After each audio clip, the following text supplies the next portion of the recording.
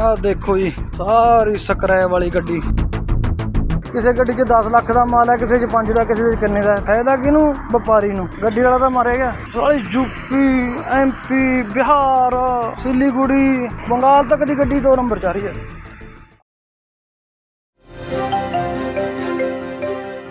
Transport TV पर आपका स्वागत है दोस्तों। मैं हूं मनिंदर सिंह और आप देख रहे हैं ग्राउंड रिपोर्ट। दोस्तों ये जो क्लिप आपने अभी देखी, इसके अंदर ये जो आवाज़ आप सुन रहे हैं ये एक गाड़ी के मालिक भी हैं और गाड़ी के चालक भी हैं। और जो ये आपको गाड़ियों की लाइनें दिखा रहे हैं लगी हुई, इनके अंदर स्क्रैप है, लोहे का कबाड़ है, लोहे का स्क्रैप है इसके अंदर। और ये पंजाब और हरियाणा बॉर्डर की तस्वीरें हैं, वीडियो है जो उन्होंने खुद बनाई हैं। ये गाड़ियां हरियाणा से पंजाब के अंदर इनको एंटर करना है और बॉर्डर पर खड़ी हैं अपनी एंट्री की वेट करती हुई।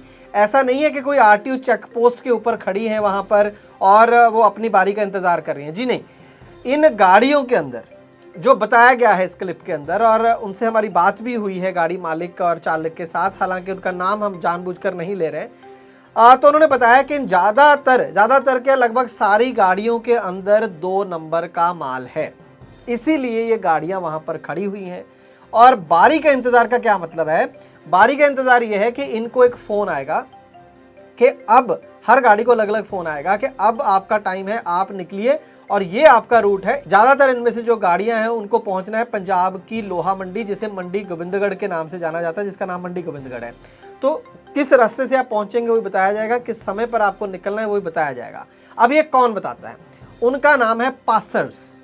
जी हाँ, पासर्स आप ऐसे कह लीजिए कि एजेंटों का एक दूसरा नाम है, जो 2 नंबर की गाड़ियों को रास्ता दिखाते हैं। उनको वो रास्ता बताते हैं जिसमें कोई नाका नहीं लगा हुआ है और सीधे वो बिना किसी चेकिंग के अपने गंतव्य पर पहुंच जाएंगे। इनको नाम दिया गया है पासर्स। और ये कई सालों से गोरख धंधा यहाँ पर चल रहा है। और ये पासर्स के पास इतनी पावर कैसे है, उनको कैसे पता है? उनका सीधा सीधा कनेक्शन है अधिकारियों के साथ, और अधिकारी उनको पता होता है कि कहाँ पर खड़े हैं। अगर कोई मिल भी जाए उनमें से कोई अधिकारी, तो वो बिल्टी देखकर उनको पता है ये तो हमारा कस्टमर है, तो उसको निकाल दिया जाता है।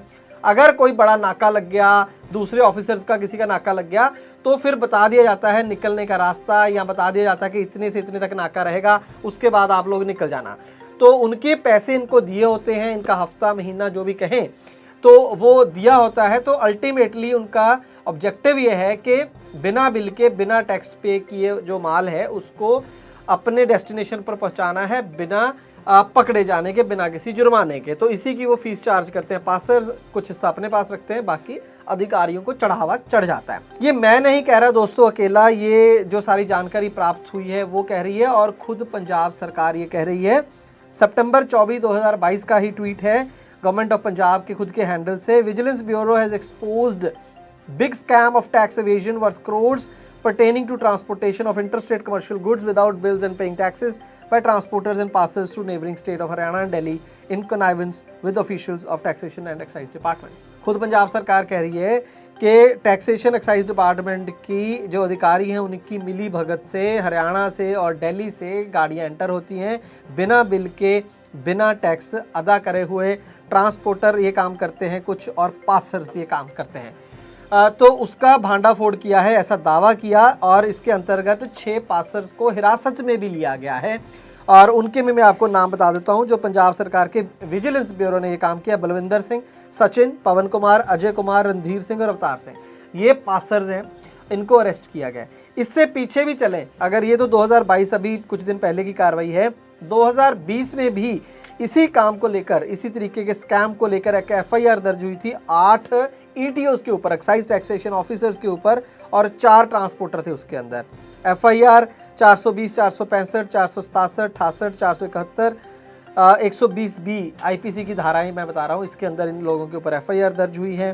काफ़ी लोग इनमें से हिरासत के अंदर हैं। अब 2 साल बाद फिर पासर्स कुछ पकड़े गए हैं। लेकिन यहाँ पर मैं क्या कहना चाहता हूँ कि जो वीडियो क्लिप आप देख रहे हैं, एक बार से सारी वीडियो क्लिप दोबारा चलाएंगे आपके लिए।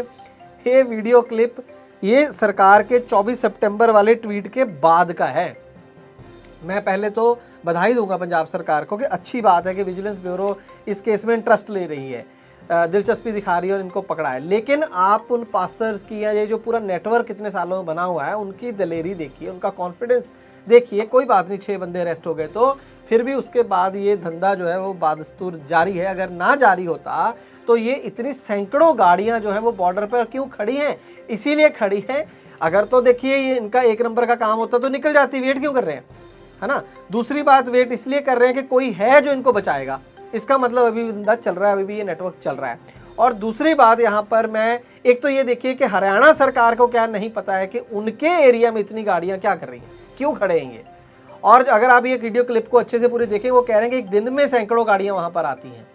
तो क्या हरियाणा सरकार क्यों नहीं पकड़ती है इनको? उनका विजिलेंस ब्यूरो क्या कर रहा है, उनका टैक्सेशन डिपार्टमेंट क्या कर रहा है? और पंजाब सरकार अगर इनको पकड़ रही है, 6 पासर्स को अरेस्ट किया है, अगर तो वो इक्का दुक्का वैसी घटना है, कपड़ी पकड़ लिया 6, तो क्या कह सकते हैं। अगर वो जेन्युइनली पकड़ना चाहते हैं तो फिर उनको भी पता रहना चाहिए कि इतनी गाड़ियां बॉर्डर्स के ऊपर वेट कर रही हैं, वो कभी ना कभी तो निकलेंगी। तो आप अपने ऑफिसर्स हटा क्यों रहे हैं? आप तैयार रहिए, जैसी वो गाड़ियां हैं आप उनको पकड़ सकते हैं। अगर व्यापारी आपको हॉल्टिंग चार्ज नहीं दे रहा तो ट्रांसपोर्ट मॉल ऐप के हेल्पलाइन सेक्शन में जाकर हमसे अभी संपर्क करें, जिसके लिए आपको डाउनलोड करनी होगी ट्रांसपोर्ट मॉल ऐप। यहाँ पर दोस्तों एक चीज और मैं बोलना चाहूंगा, कई लोग हो सकता है गाड़ी मालिक इस बात से नाराज हो कि यार आप क्यों कह रहे हो कि गाड़ियों पकड़े एंड ऑल दैट, है ना। ये सवाल हमने इस गाड़ी मालिक, गाड़ी चालक को भी करा कि यार बहुत सारी गाड़ियां 2 नंबर में निकलती हैं और हमें तो ये भी पता चला है कि 2 नंबर वालों को भाड़ा ज़्यादा मिलता है, तो आप लोगों को क्या दिक्कत है? आप लोग क्यों उसके खिलाफ मतलब आवाज़ उठाना चाहते हैं? मेरे कहने का मतलब था, सरकार को तो नुकसान है ही, 2 नंबर का माल आएगा तो सरकार को टैक्स नहीं मिलेगा, तो सरकार का तो रेवेन्यू लॉस है ही।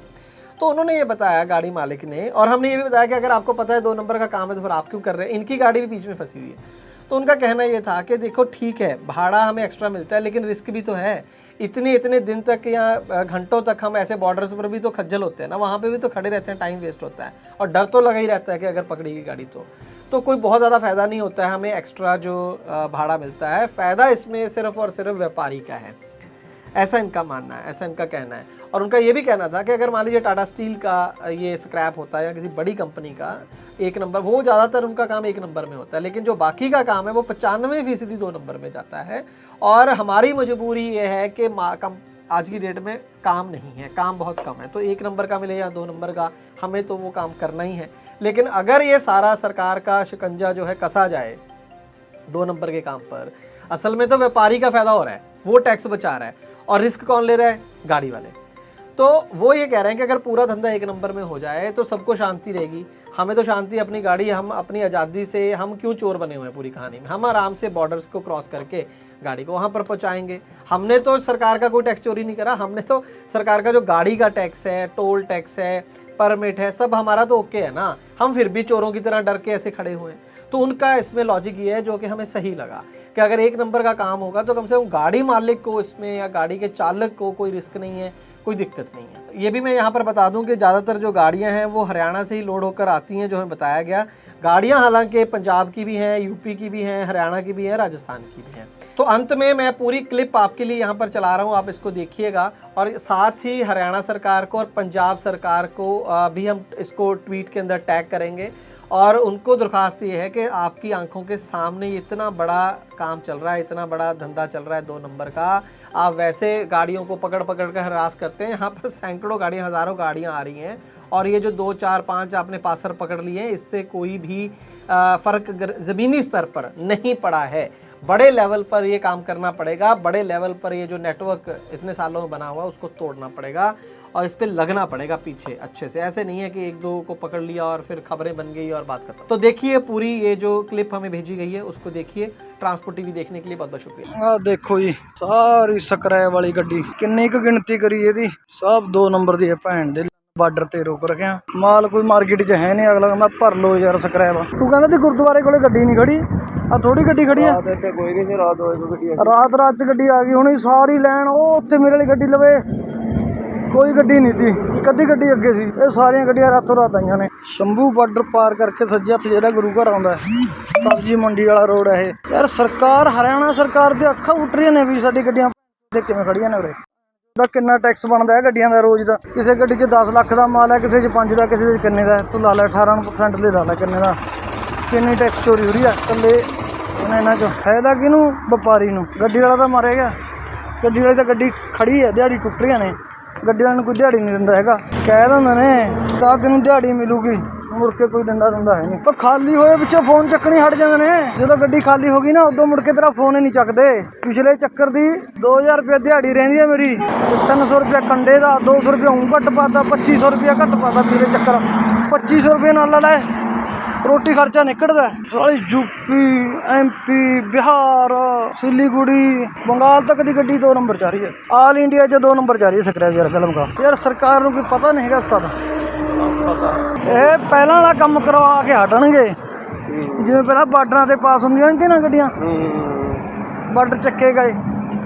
ਹੁਣ ਜੇ ਬਾਰਡਰ ਚੱਕੇ ਗਏ ਹੁਣ ਆਹ ਕੰਮ ਹੋ ਨੌਰੀ, ਮੂਨਕ, ਦੇਵੀਗੜ੍ਹ, ਚੀਕਾ, ਇਹ ਸਭ ਆਲੇ ਦੁਆਲੇ ਵੜਦੀਆਂ ਨੇ। ਬਾਕੀ ਡੱਬ ਵਾਲੀ ਬਠਿੰਡੇ ਕਿੰਨੇ ਆਉਂਦੇ ਨੇ।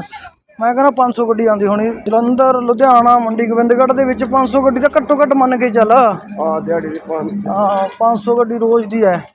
500 ਗੱਡੀ ਦੇ ਵਿੱਚੋਂ ਮੈਨੂੰ ਐਂ ਲੱਗਦਾ ਵੀ 470 ਗੱਡੀਆਂ 2 ਨੰਬਰ 'ਚ ਆਉਂਦੇ ਨੇ, 30 ਗੱਡੀਆਂ 1 ਨੰਬਰ 'ਚ ਆਉਂਦੀਆਂ ਹੋਣਗੀਆਂ, 30-40 ਗੱਡੀਆਂ ਫੜੀਆਂ ਜਾਂਦੀਆਂ ਹੋਣਗੀਆਂ ਰੋਜ਼। 400 ਗੱਡੀ 2 ਨੰਬਰ 'ਚ ਫਿਰ ਵੀ ਪਾਸ ਹੋ ਜਾਂਦੀ ਹੈ। 1 ਦਿਨ ਖੜ ਕੇ ਪਾਸ ਹੋਵੇ, 2 ਦਿਨ ਖੜ ਕੇ ਹੋਵੇ, 3 ਦਿਨ ਖੜ ਕੇ ਹੋਵੇ, ਮਾਰੇ ਕੌਣ ਜਾਂਦਾ? ਡਰਾਈਵਰ। ਜਦੋਂ ਗੱਡੀ ਖਾਲੀ ਹੋ ਗਈ ਤੂੰ ਕੌਣ ਮੈਂ ਕੌਣ।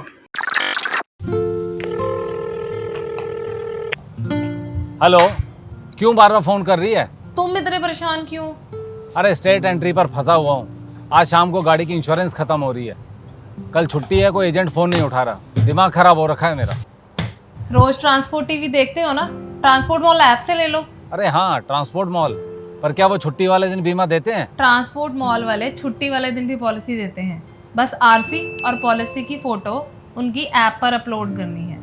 अभी मैं पता करता हूँ ट्रांसपोर्ट मॉल से।